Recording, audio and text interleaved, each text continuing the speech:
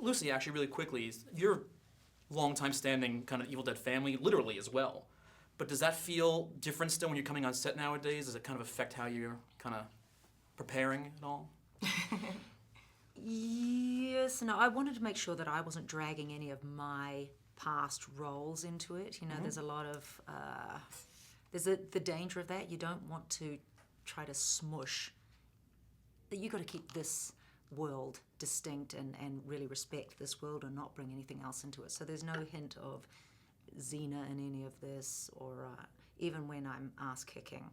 Apart from the fact that I had kind of a sword thing. I will say I was girl crushing because when we were doing some battling out, I was like, oh, that's Lucy Lawless. No, only because she has a gun. I look ridiculous with a gun. You know, I look like I'm gonna shoot myself in the face. But I got the arm off a guillotine and was fighting. You know, one of those paper ones that and was fighting with that. And to Jill's eye, I was like, I certainly knew what to do with the arm of the guillotine. She knew what to do with it. Yeah, for sure. Now, kind of on a different angle, one thing I have noticed just now, actually, is that the Evil Dead world was kind of void of women and men of color up until now. Huh. What made him think of that? Well, are you being racial? Well, I'm wondering if that actually kind of informs your character a little bit as well. Well, I mean, I never really thought about that, but what I will say is that I'm happy to have the job, and also, too, one of the things that attracted me to the project, the women on this show are badass, and they kick butt, and they're not waiting on a man to save them. We're like, I got this. And so that's one of the things that attracted me, but I never really looked at it that way. But I guess it is diverse and in the most amazing way, and I'm very happy about that. And we consider that completely natural, right? Yeah, that's what I think. Yeah, that is the way the world is. I agree completely. But I just, it's one of those things. You sit down, and you're like, that's interesting. Never kind of came out to me before. But and the same, kind of same as what we were speaking about earlier. You know, this is kind of a storied world. It's got a lot of fans, a lot of people who are just kind of obsessed with it. Did you feel you had to kind of play, toward that, or you're just like, this is my character. This is what I have to do. I'm just here to work. One of the things that I really loved is that I wasn't reprising a role. So as much as it's a bit scary to move into something like this because it's iconic, but I felt like the shoes that I'm wearing have never been worn before.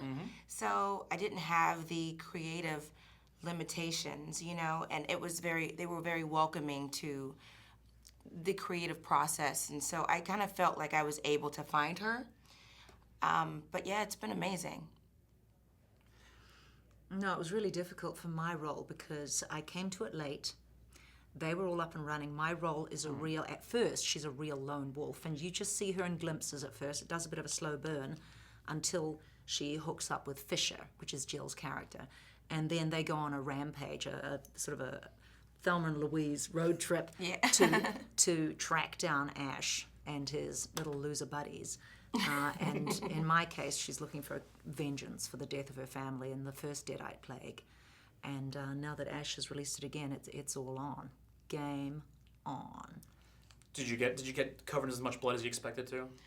Oh, blood is a character on this. I mean, of course, in true Evil Dead fashion, blood is a character for sure. So we were all initiated. We were all wearing that particular character. Of course, yeah.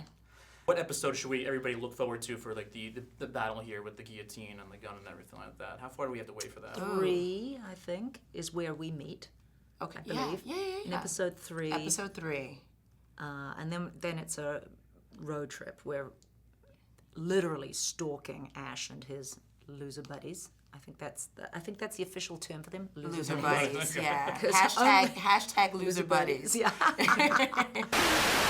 No, we're playing to an audience, period. We don't care what age they are. I want Granny to watch this show because we hope that she'll find something in it that's funny. Or maybe the gore will laugh. People laugh at the gore in these movies because it's so, you go, really? People got that much blood in them? So we want to, appeal to the original.